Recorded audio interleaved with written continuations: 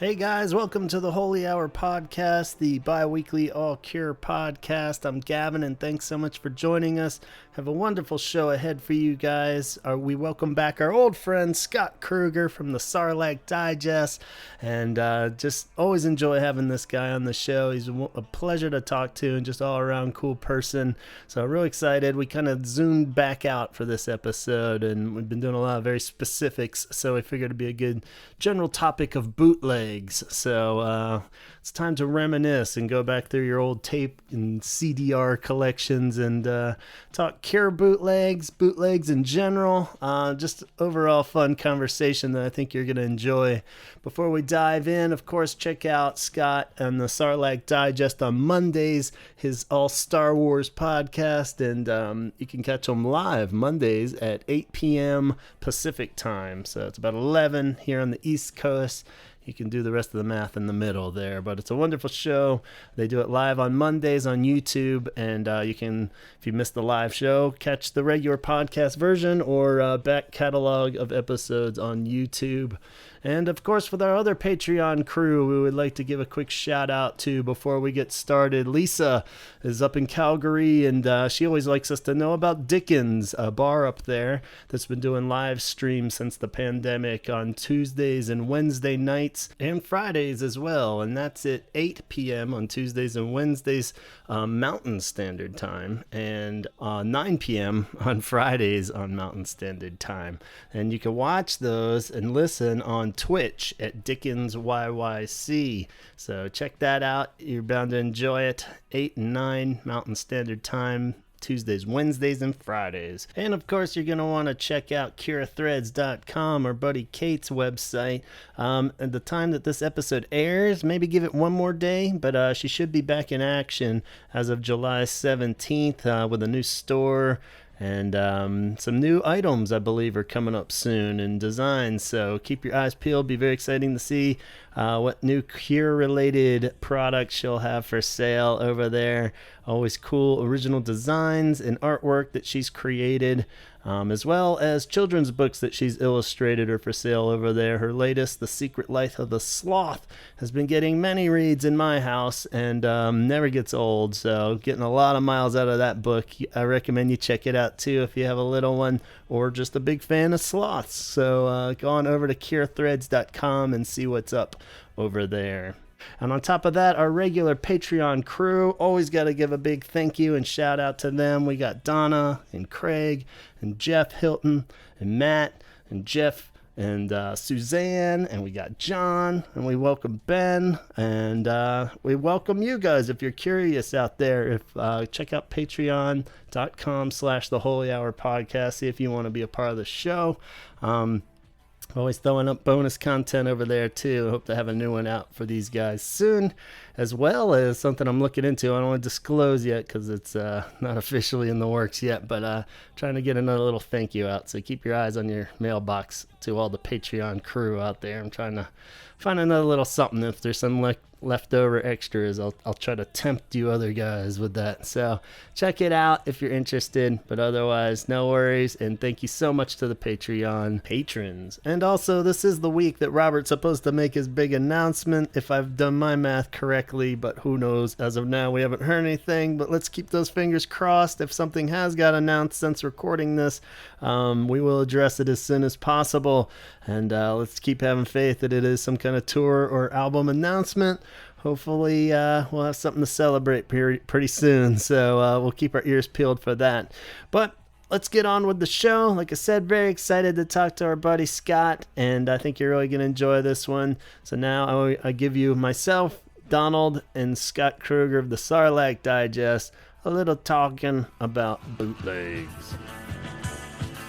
Say hey, hello, and welcome to the Holy Hour Podcast, the bi-weekly All Cure podcast. We have a wonderful show for you guys, and possibly a video version of this might pop up on YouTube as well. But before we blow your minds with the idea of both mediums, definitely would like to welcome our old friend. We got Donald here back. How's it going, Donald? Old buddy since 6th grade, Donald Tony, still in the house there. And, in the shadows. In the shadows. Not even in the flesh. Yes, in the fucking shadows. As always, lurking in the shadows. Talking bullshit. Yeah. Since 1976, right? Yeah. Something like that. But our very special guest, we're welcome back to the show, Scott. How's it going, man? Scott. What is up, nerds? How's it going, guys? Thanks for having me on. Yeah, it's good to have you back on. Anyone that's been following the show should recognize Scott, and loyal patron to the Patreon, longtime contributor of wonderful, great segments throughout the years. It seems like it's been rolling for a while now. So thank you for all the support of the actual show here and being on tonight in particular. So I promise I won't just ask you Star Wars questions all night too, like last time. So I love to support art, and I consider this a form of art. You know, it's all a different kind of medium. Yeah, exactly. It's you are also, other than my own, the only podcast I am a patron of. Yeah, so, awesome. There you go. Yeah, likewise. You're the dude. only one that I wish I could be a patron of more. But yeah, you guys have a wonderful show over there. If you haven't pieced it together yet, of the Sarlacc Digest. Star Wars needs are all fulfilled over there.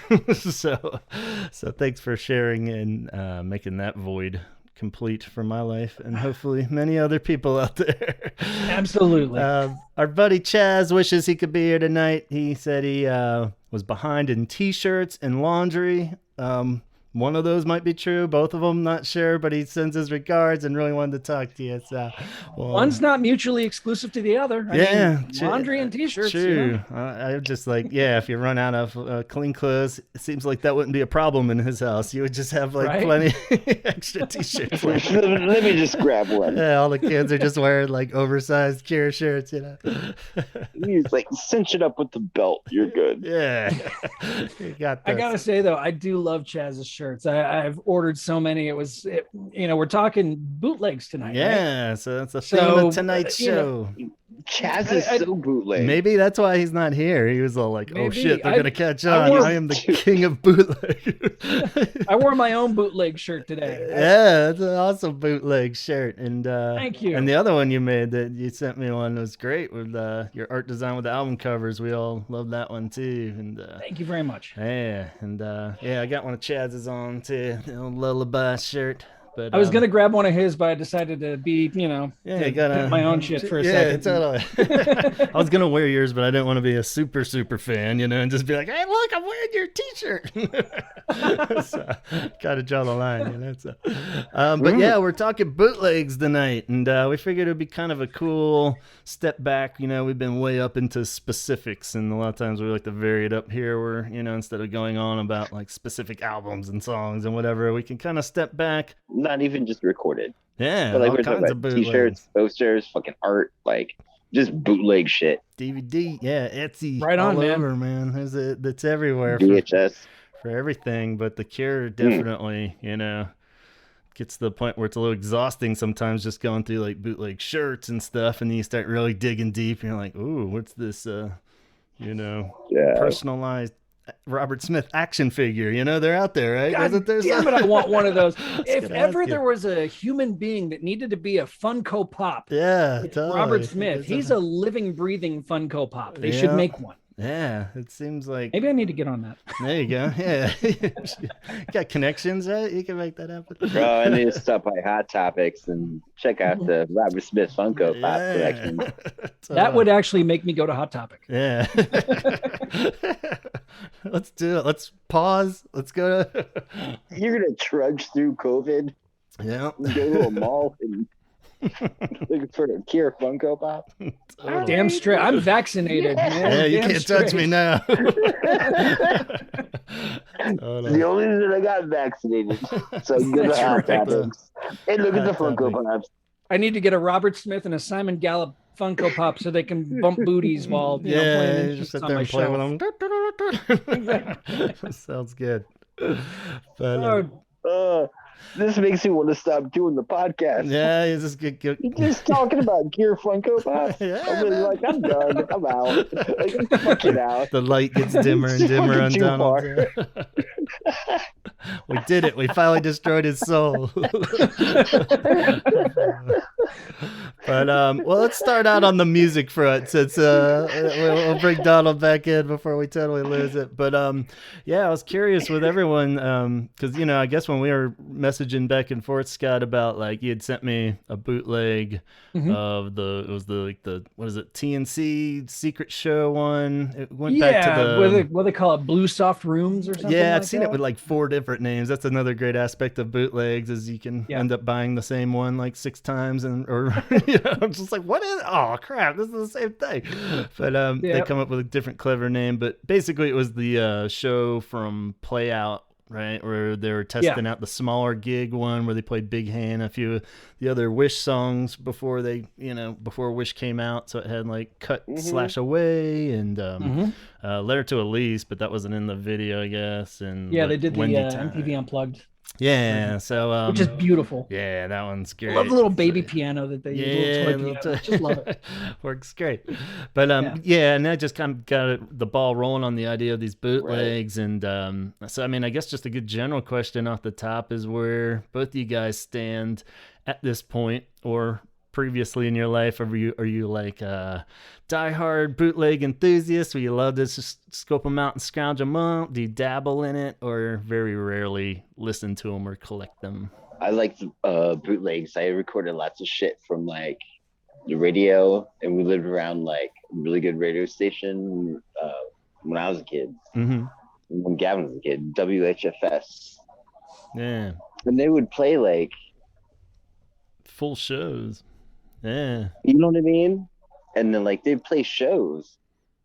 That's awesome. Yeah. It was like a weird like Sunday thing, I think. Like just kind of always remember it being like a weird like that's damn late as shit. Yeah. Because it was late as fuck. And I was like, and I had to go to school Monday, but it's like, what's it gonna be?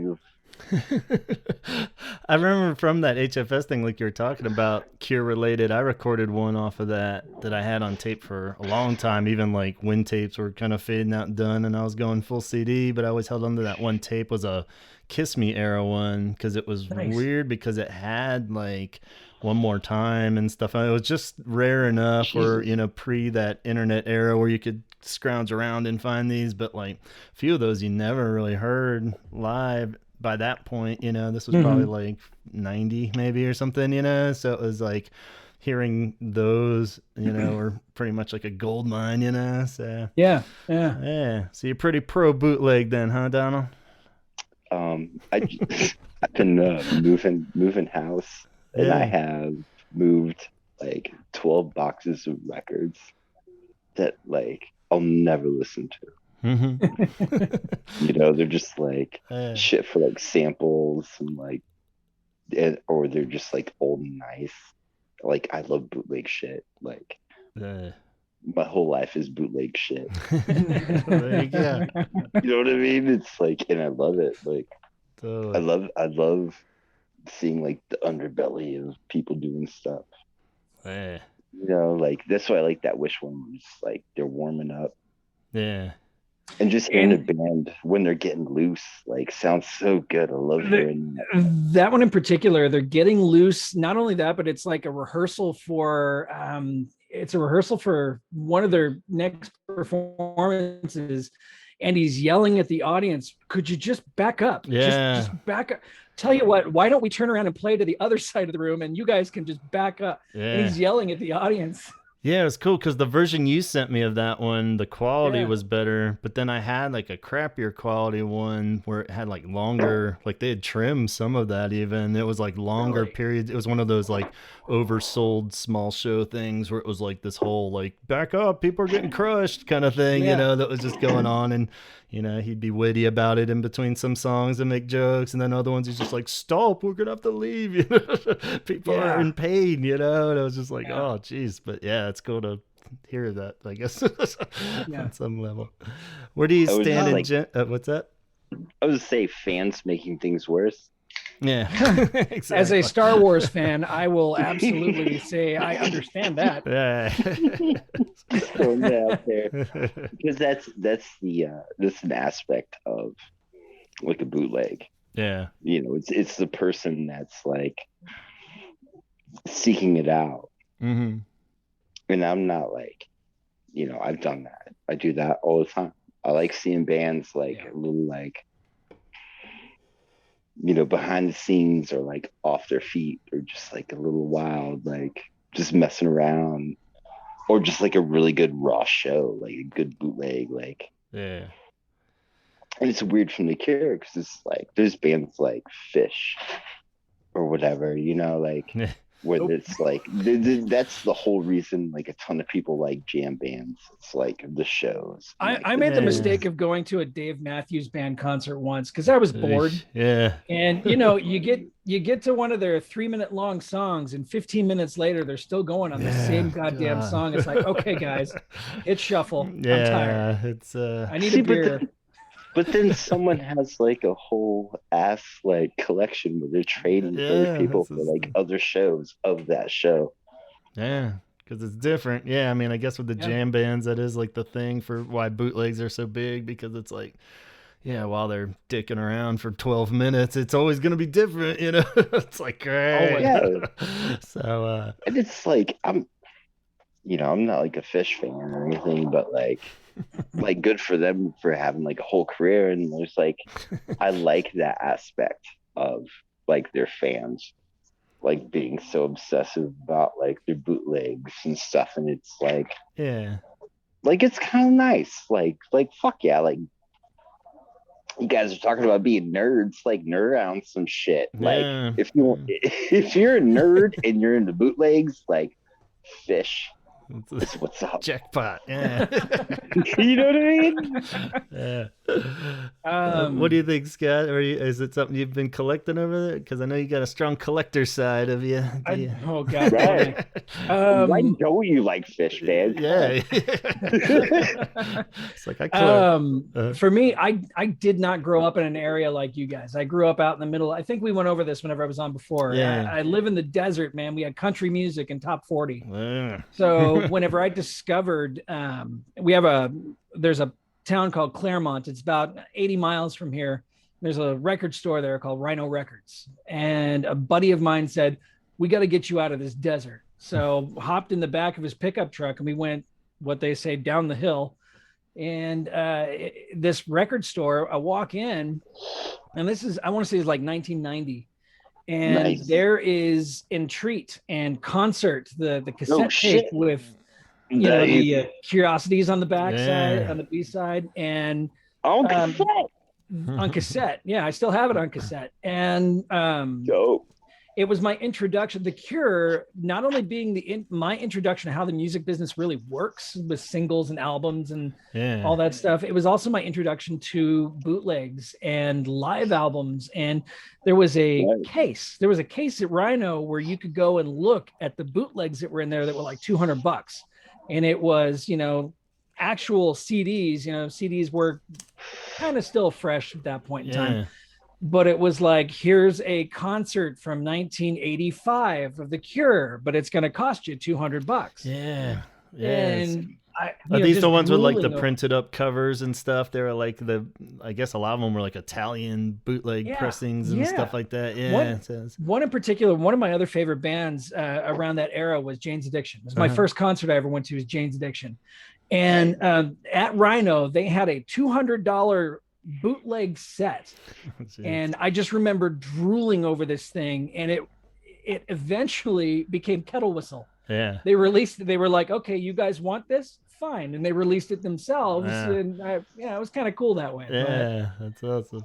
Man, and I know there's a lot of people out there that have a strong aversion to bootlegging. Like, you're taking away from the band's finances whenever you do that. And I call bullshit, because you know what? If the band was going to release it, people would buy it. They're not going to release it ever. They're not going to make a dime off of these shows. Why not? Yeah, why not share it? Why not do whatever? If you're not willing for it to be out there, then don't play a show. Right. You know what I mean? It's like, Yeah. Like, people are gonna hear it, people remember it. Like, let them remember it. Like, it's not an album, it's a fucking show. Yeah. Yeah. You know what I mean? It's like, I have no problems with bootlegs. Yeah. I mean, bootleg DVDs, bootleg CDs, bootleg T-shirts. What I've made T-shirts for bands that you can't get the T-shirts for less than $300. You know, right? I made Love and Rockets and Bauhaus shirts and all this stuff because I want to own that. I'm not selling it for other people. I want to own it. Yeah, you wouldn't believe the massive amount of crap I got for making these shirts for myself. Yeah. And I'm like, I'm not selling them to you guys. I'm not giving them to you guys. It's for me. Right. Fuck you. It's mine. Exactly. And it's like, you're not going to like fucking like sell them at Target. Yeah. You're not going to sell them at Target. You don't have a damn time machine. You can't go back to 1986 and buy this T-shirt. So goddamn straight, I'm going to make it myself. Yeah. I'm an artist, man. That's what I do. Oh. Amen. Amen. Yeah. Yeah. Because I mean, it's like, you know, there's two sides too, like the gamble side of it. I mean, if it is, you know, and that's kind of on the buyer too, especially going back to like those like you're saying, those CDs that were real big in the early 90s. We had it at Blue Dog. There was always that little stack by the counter, and you know, that's when we got like a lot of our like Buffalo Tom or Lemonheads ones and stuff were all like these. And you would buy them, but they were expensive as hell because they're imports. But you were taking the gamble because sometimes they sounded horrible, and sometimes it was like the best thing ever because it was like a great quality live show that had rare shit on it, and it was like this moment in time captured.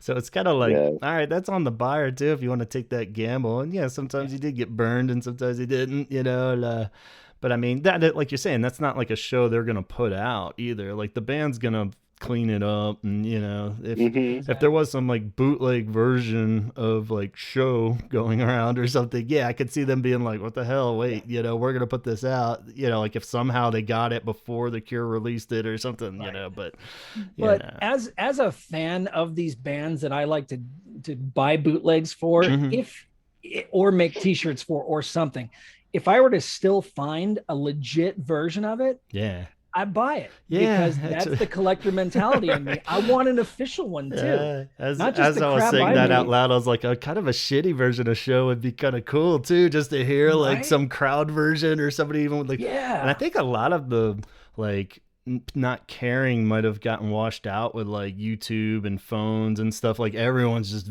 got a snippet, and a lot of times I guess like the more modern comparison was like the anniversary show they played, or before they got the film all officially out, there was like just footage people shot, you know, and there was just this crappy hand, you know, phone footage and stuff, and I watched that, you know, but it wasn't like that took away from the, you could almost put that as a bonus feature on the thing or something. Okay, you know what, I bought that set with curation and the anniversary, what was the other, the other one, any bootleg that's going to come out of that curation show, the audio is probably better than what we got officially. I remember you because the audio. Yeah, the audio, man, it's just so blown out. The bass almost blew out my speakers in my car. I'm like, what the hell? You can definitely tell which one they put the money into, the anniversary one more than the other one. Fucking bootlegs, baby. Yeah, I mean, it was more bootleg. You know the territory you're getting into. Like someone has like a fucking like boombox. Well, here's a good general question. Like, do you guys like that's the whole thing with bootlegs? Yeah, like the quality. That's the key, though. Like, because once it gets like really good quality, it's like, I'm like, this isn't a bootleg. Like, fuck out of here. Like, it needs to sound a little fucked up. Yeah, the quality factor, like my wife will always be like, turn that crap off, I just can't listen to like a crappy quality of anything, you know. And I'm like, no, but this is the show where they played Burn for the first time. It's just like, I don't care, you know. But I'm just like, but you know, it has like relevance, that makes it where I can tough out the shittier quality. But there's definitely some that, obviously, that are just like unlistenable. It has to put you in the place. Like a good bootleg, like I'm not gonna listen to some dog shit just because it's like a bootleg, and I'm like, ooh. Yeah. But it's like, no, it has to be a good fucking show, like for like a bootleg. Oh yeah. What about the quality though? Can you, if you really wanted to hear this show, can you tough it out? Where do you guys stand? Yeah, absolutely. Because it's like, no, I can put myself there, and like And it's like I like the audio. I like whack audio anyways. Like I like when I hear it's like if it's like I can tell if it's like recorded like a fucking little like real tape recorder or fucking like a little cassette player, a little mini fucking cassette or a fucking mini disc. Like you can hear the quality and like if it's a good show, it's a fucking good show. And like that's the best thing about like discovering like getting into the internet and like just definitely. Like oh shit, like Soul Seek, like I can find anything. Like this shit was the jam. Like I downloaded so many fucking live shows. Like those felt good because then you didn't even have really the conflict of stealing from the artist. You're kind of like, well, whatever, it's just a live show, you know. So that was kind of like appreciating it, you know, just like it was like I downloaded like shitty ones and great ones and like not even Cure shit, like but some like old Cure shit. That's the only shit I fucked around with, and I found some dope shit because I was like really obsessed with like faith and pornography and just like in that time period of the band was just like that's where I'm like that's where you guys are making stuff, and I wanted to hear like that process, you know, them like sussing it out live. I've got some Peel sessions that were like that weren't still Peel sessions. I've got let me see, like 79, 80, 81, and 85. I got Peel sessions from that, and you can see them working out songs. You can hear the lyrics aren't quite there. Some of the melodies aren't quite there yet. Peel sessions are the fucking best, dude. Yeah, and you only really heard those early ones for a long time. You never really heard like the especially the Head on the Door ones, like that. I didn't get those until like I found like a record that had those. I think even like in the download days, I never had that batch, you know. And those are rad because he doesn't even have like lyrics for most of them. They sound like the demos and stuff. He's just like talking nonsense. I love it. It's so cool. Now there was I did pick up a bootleg because you know there's Bestival, right? That live album. There's Bestival. I picked up a bootleg Bestival of like a 2016 show, and it was god awful. Yeah. I don't know if if Robert was just not feeling it that night or something, but I can't even with that one, man. Yeah. So and it's like iPhones were good at the time, and it's like you'd almost prefer like an iPhone version. Just someone's like a really expensive iPhone. Kind of go back to the Peel sessions thing, like you said, it's funny to think of, and even what we were talking about earlier of like almost barely official stuff that had been bootlegged for Cure fans for so long. Definitely the Peel session stuff, but it's funny, it dawned on me.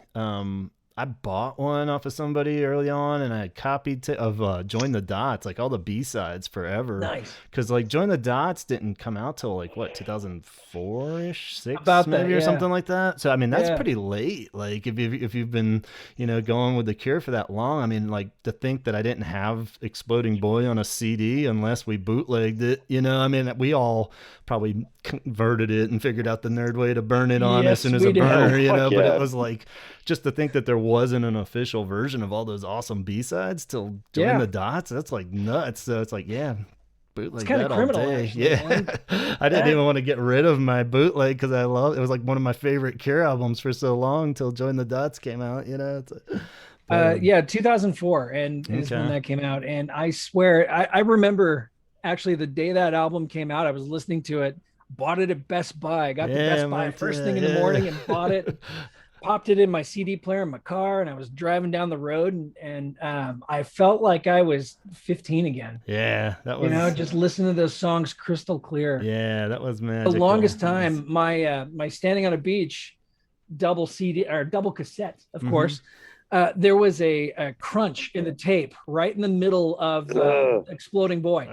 So for years, all I had heard was during the middle of Exploding Boy, and to finally have a crystal clear copy of it, it was like reliving my childhood. That's why that stuff's nice. Yeah, I bet, man, because that song's like that's literally like my jam favorite song of theirs. That's my favorite fucking song of theirs. It's like great. You can't touch that. That whole batch, there's so many good ones. Because I'm glad you got that crystal clear. Yeah, you need that upgrade for something. Makes me really happy. Like, good for you, man. Yeah. You deserve that shit. Like, for putting up with that garbled version for so many years, I deserve that crystal clear. And loving it. I feel like it's gonna be the sort of the same way when they finally put out like at least a high quality DVD version of In Orange or something. You know, we've all been like watching some grainy shit from VHS for so long. You know, I mean, there's ones on the internet, yeah, but I still feel like I'd be able to send you a little something that you might like. Oh, yeah, you got a high quality one? Yeah, I've seen. I just might. Nice, yeah, because I've seen people. That might be the only thing that might like make me buy a DVD player. You need a or whatever. Yeah, because that's a rough one to have.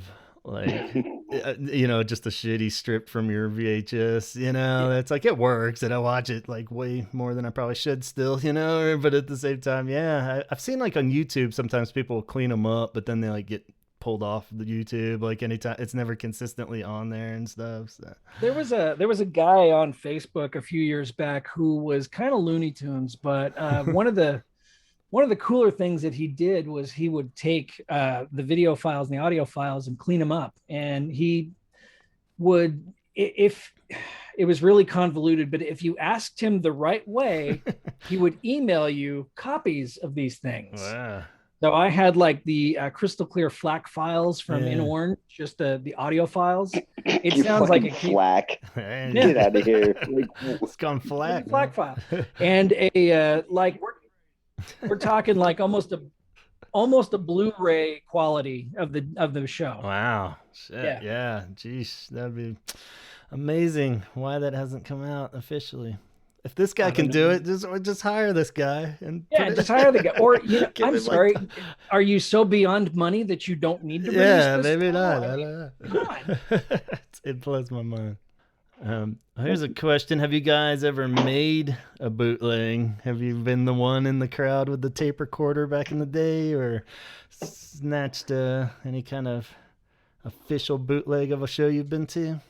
No, not a full. Yeah. Not full, but I have on occasion, my wife loves the band Snow Patrol. Mm-hmm. So we've gone to Snow Patrol concerts and I've taken videos of them doing things just for her to enjoy. One of my other favorite bands is Depeche Mode, and there's always fun stuff that you can film at a Depeche Mode show. So but not a full blown concert. Yeah. No. Yeah. Tempted. What's that? Tempted? I was tempted. Yeah, totally. I never got like how many did get done unless somebody had like some inside connections of the soundboard, or, you know, like I'd see occasionally people setting up like a little recorder in the back of a club and stuff, you know, and, you know, those kind of stories. The closest I got ever was in high school when I was in a bad car accident, and then Evan Dando came and played the old 930 Club, a solo acoustic show. So like, you know, like the acoustic ones are good because you're not going to get blown out, you know?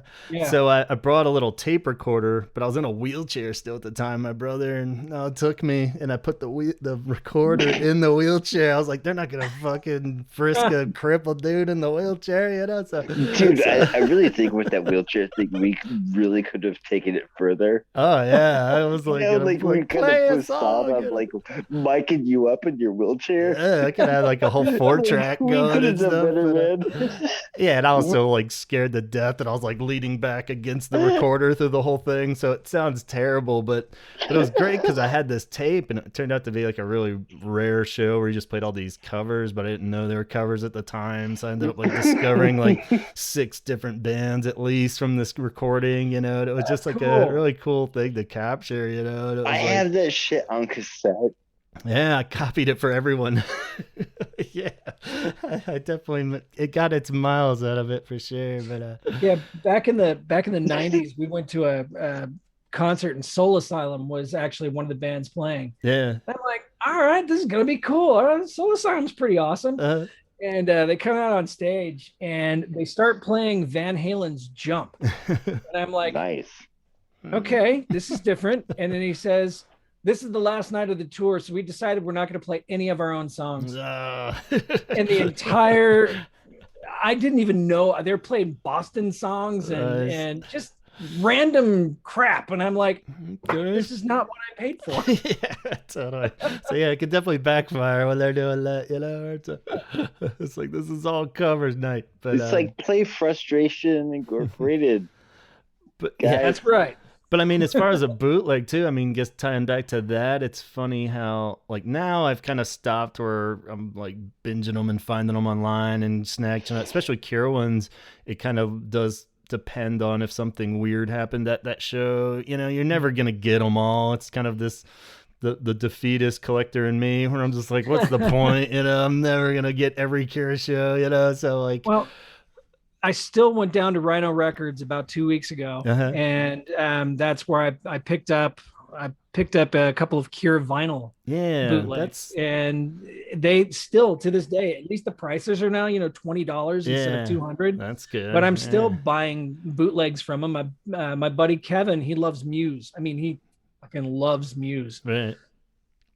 Loves Muse. And I found a bootleg for $10, and he's like, yes, buy me this thing. Awesome. And yeah, so there's still a market for it. And I'm more likely at this point when I'm digging through like Cure vinyl in a store or two, I'm not going to buy the fifth version of the whatever pressing. I'm not deep enough in at this point, but like I will actually be like, oh, what is this weird bootleg? Because that is something that it's a little different, you know, and I've had some luck with those where, you know, usually if it has something a little more unique on it, that'll be the selling point for me. Because it's hard with the Cure because it's like, you know, do I really need to hear another live version of Just Like Heaven? As much as I love the song, it's not going to change that much. It always sounded good. It's going to sound fucking good, and it's in a good set. But I'm not. This is where you guys are fucking up. Like you're paying for shit. Well, you know what I mean? Like you can steal shit off the internet too, and pay for shit. You know, but it's like you get that online. Yeah, I like having the physical version. That shit. Yeah, but it's funny because I'd gone to blow up the internet. If anyone's heard about it, like I'm sorry, like, but you can download anything. Yeah. That's no fun, but yeah, you know what I mean? Like you did so many live shows. It does make the bootleg side of things better because you can't just binge on those and stack up the collection, or pick and choose. You can pick and choose and say, "Now this one sounds like shit. No, I'm not going to take that one." Exactly. I was at a Salvation Army of all places, and they've got their little used CD section, right? And I'm like, what the hell is that? And I look over and there's a Depeche Mode 1993 bootleg from San Francisco. And I'm like, that's crazy. It's like winning the lotto. That's good. Here I am in Victorville, California. And here it's like you live in California, man. And I'm on Route 66, man. And here's this Depeche Mode thing. This is awesome. Yeah, perfect. So it happens. Yeah. Well, with the bootlegs, it is like the last grasp of like rarities like that, you know, like Depeche Mode and The Cure and stuff. You're not going to find an album you didn't know about at this point, or even singles. We pretty much know all of them or have all of them at this point, you know, so it's kind of like if you're flipping through, you still get a little bit of that old sensation of when you're a kid and you're just discovering the back catalog. You're like, what is this? We're like, oh shit. Like, woo. Like, almost to a dangerous degree where sometimes I'm like, I get all excited and I'm pulling out and I realize it is a bootleg I already have, but it just has a different cover and, you know, I'm just like, But it's pretty cool. Especially with vinyl. Yeah. I always see that shit with vinyl. It's like, you're not the original guy. Or they combined two ones that I had on a CD back in the day and have just started putting them. More people are like bootleg and the old bootlegs. It's like a bootleg of a bootleg. They're putting it on vinyl now, but it was just your old CD. I mean, I guess along that line, are there any Cure standout ones that your go-tos as official bootlegs or even just digital ones? Yeah, I got a couple. Which ones would you like to shout out? Well, the audio file that I've got for In Orange is absolutely fantastic. It really is. It sounds like it's fresh off the presses. Wow. And then there's actually the two others that are really noteworthy. The Disintegration show from Sydney. Mm-hmm. I've got that on audio file and a video file of it. Yeah. And it's beautiful. It's great. I mean, to hear Delirious Night and all that being played. Yeah, that's the live is fantastic. Yeah. And then Glastonbury, 1986. Okay. It's a Glastonbury show from '86, and it's all head on the door tour, man. It's cool. Great. Is it on like vinyl or like digital? No, it's on my on the digital out there device. It's on my digital device. Burn it to a CD and then copy that to a cassette, and then you're good to go. And then it's like I'm reliving my youth. Yeah, this is all over again. Yeah, those sound like great ones. I love those. Yeah, like those certain eras of like the head on the door ones and stuff. It is weird when you can kind of bounce it off of like an orange and stuff, but there are ones that you don't. Like what Don was saying too, like if you can find Faith ones, it's tough because those, it's like a rough era of like quality. Those are the ones that do start getting, I'm like, man, this sounds so awesome, but it's like, it's just like, that would have been such a cool show, but like, you never really can imagine what the pornography tour was really like. You can kind of put yourself in there, but it's all like, man, that would be wild. I would love to. But I really think it's special to hear. Like, that's why those are my favorites. Like, even like shit, like it's like pornography, like them like prepping for a show. It was all recorded, and just like them just like chunking around, like getting set up. Yeah. And just like and just like hearing them like smack the guitar and just like pow pow, and then like throwing some effects and like and then just a random guy going check one check. Yes. Turns out it wasn't even the Cure, it was their roadie. It was their roadies. So this is their best live show ever. But it is a lot of that, but it did. You never know the mystery of that's what makes it like that's my favorite bootleg that I have is like them prepping, like playing the pornography, and just like running through it. Yeah. Like just precisely, like just chunking through the songs, like playing like a fucking minute of it, and then just like dialing in like the effects, because it's like, what do you do when you play pornography? Like, you dial in the fucking effects and the guitars, the pedals, and all the details, and like, damn, that's my jam right there, man. Like, cool. Do you remember that one? It was early on when we got, I don't even know how I copied it to a tape, and I think I got it to you, and I'm sure I got some digital version now and don't even realize it, but there was that one from, I want to say it was like Faith era. Super shitty quality, but like the funniest part is like somewhere in the middle or so, you can hear people talking in the crowd, and the dude goes, he's like, wait till they play their old shit. It's really good. Like, because he's just talking about, you'll like it when they play their old shit. I forget what the quote is or something. You could actually hear the dude. It was like Faith, It's like, you got that shit from me. I got that shit from Soulseek, because I was like, no, this was pre Soulseek. We had it on cassettes. I remember, like, totally. And it's like hilarious because it's like right after they play like Drowning Man or something, and it's just like you could tell like the people are just like, why aren't they playing Fire in Cairo, man? It's like where do they play Foxy Lady? It's like they're just already so burnt out on this boring new Cure. It's just like, what the fuck? So that's just a cool little snippet of how careers can go, I think. But that's funny. There are a couple of sites that you can actually go to. I think there's one, I'm trying to look at it right now. I think it's called Cure for All. Yeah, I took note of that too. A YouTube page, right? Where it's because he has Cure a YouTube one too. I jotted down Cure for All audio, and he basically has like every, at least a handful from every year that they've been playing. Every year. I mean, I'm looking at just their 92 selection, and there's like 114 shows. Yeah, it's amazing. I was just like, you just throw them on sometimes. Some of them are just like horrendous quality, but some sound like they could totally be a live album, and it's just so like mind-blowing that whoever did document, I don't even know if it's a guy or who or what. I was just assuming it's a very lonely person uploading all these. I know and can respect that kind of dedication and work, but at the same time, it's like, wow, man, I know, right?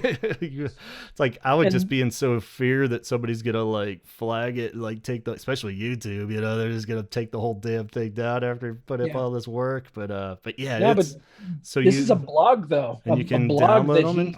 He's actually got it all uploaded. You go in there, click the show you want, and it just download it. And I haven't got any viruses from it yet.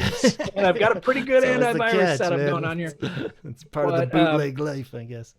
That, and there's also a Facebook group called Lost Wishes. Yeah, with Andreas. That one's awesome. I've gotten a lot of good ones from there. A lot of good stuff from there. He's caught in a lot of shit lately and had to like rearrange how he does it. I think you just have to message him to get the new code or something. Kind of. I think he's actually put it all on a blog now, just like that other guy. Okay. So cool. Yeah, if you log into the blog, you get the code and you can download what you need. So awesome. But yeah, that one, both those are amazing. And there's an Adam, Other Voices, Stay Cured. That one was pretty good too. Okay. That one had a weird one I was pulling up because I've listened to just full shows on that one before, like randomly pick one while I'm cooking or something, and but then there's a few like playlists too where it's like every version of Charlotte Sometimes from like 81 up. So it's like a playlist of like Charlotte Sometimes from 81, 82, like so you can like hear the progression and different versions and different. So I'm just like, man, again, that's like, that's dedication. Yeah, good on you, man. It's like I'm not even sure I'm gonna listen to all of them, but that's great that it exists. Wow. Yeah. So if either of those blogs get taken down, this has been Chaz. Yep. Not totally Scott. Chaz I don't the know blame. who that Scott guy.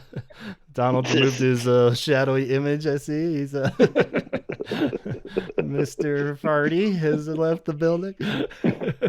I caught a cool actual vinyl one from a friend where it was just a bootleg of the Unplugged, but they put it on a record. It's called, I think it's supposed to be Acoustic Days, but it's Acoustic Days. There's two C's, so I don't know. Spelling is hard, man. Yeah, what's going on there exactly? Not the best name, but it's a horrible picture on the cover and everything, but it's the Unplugged on vinyl. It's so like that's being pretty cool. a cuck. Yeah, I don't know if there's like a deeper joke in there or meaning or something, but and then it just has a few random remixes to fill out and like To the Skies on there too. So it's just kind of cool to have a few of those on vinyl, and they sound good. Sound? So what's that? Good quality? Pretty good quality. Yeah, I mean, not amazing by any means, but like, it's hard to find any version of Unplugged that doesn't sound a little crappy. That's another one that.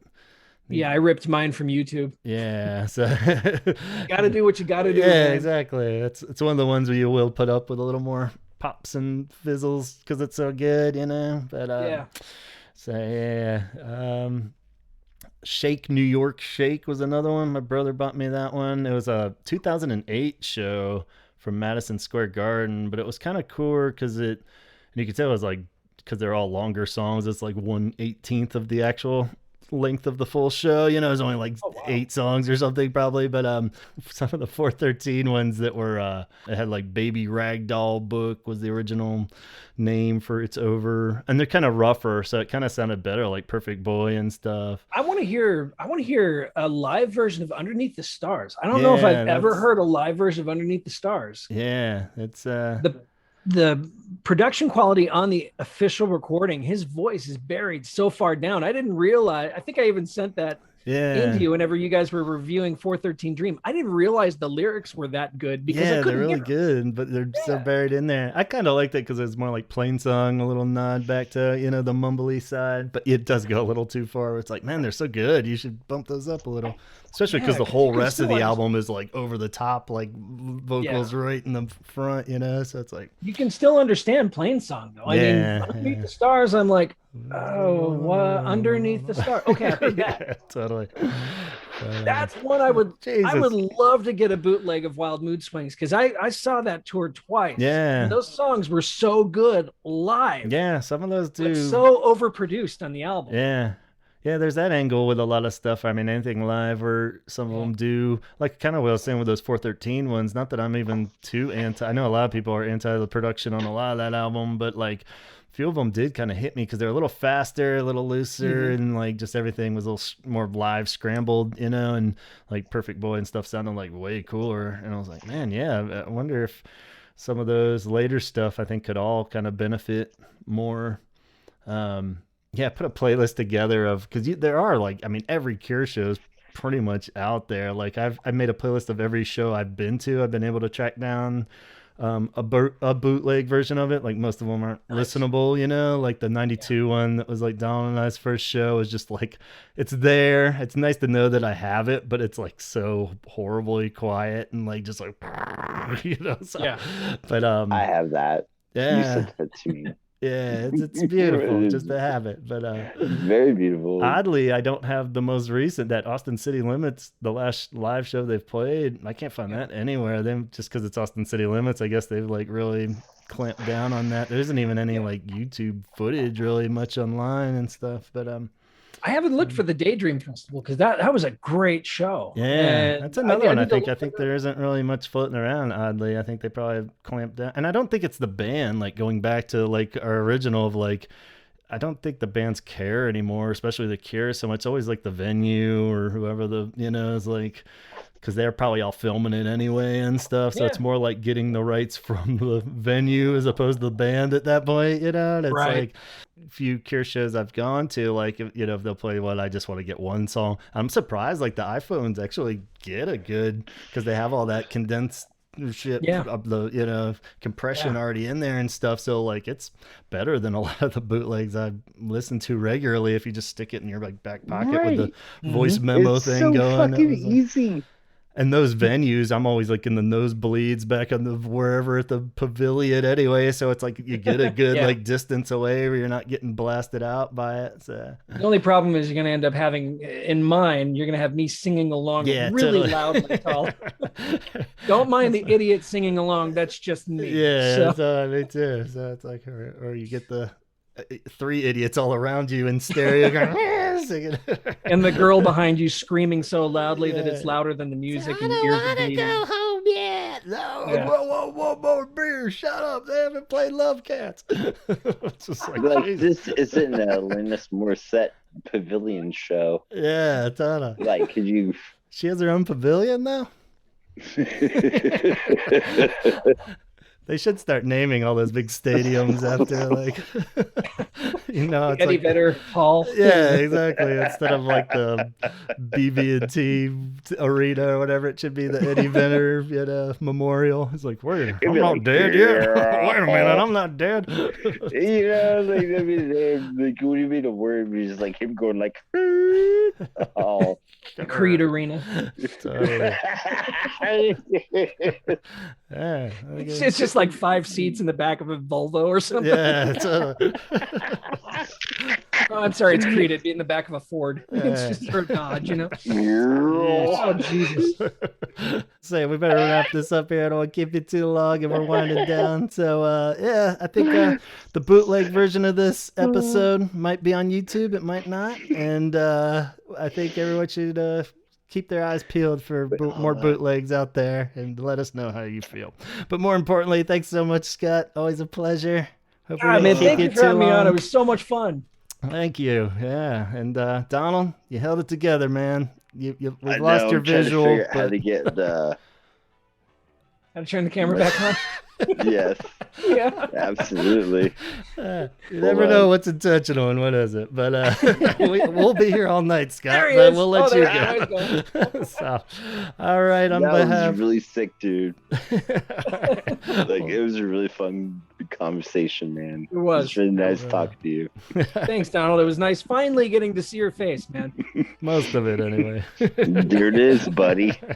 Bud. Donald. Yeah. Well, everybody else out there, we'll catch you soon. Talk hard and go listen to some bootlegs. Ow! Keep it nerdy, everybody.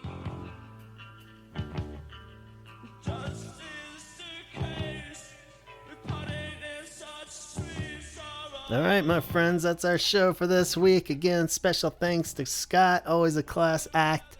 And Donald, thanks for joining us, and you guys for listening. I hope this inspires you to go back through your old tapes and CDRs, or even just dig around on the interwebs and see what bootlegs you can scrounge up, no matter the quality.